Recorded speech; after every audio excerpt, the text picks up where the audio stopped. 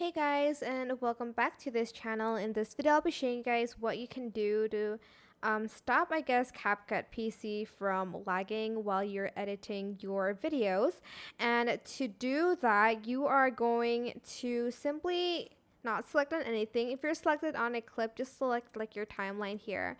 Then select modify under details and then go to performance, and you're going to enable proxy.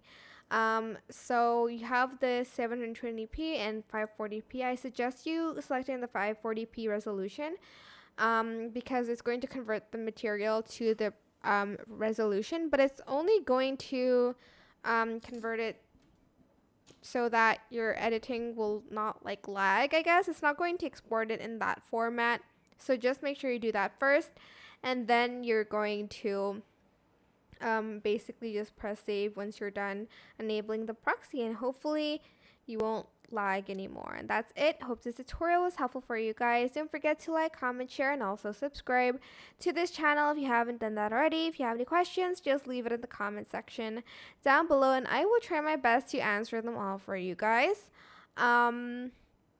If you found this video helpful, please click the thanks button above the description box down below. Thank you so much for watching. Bye.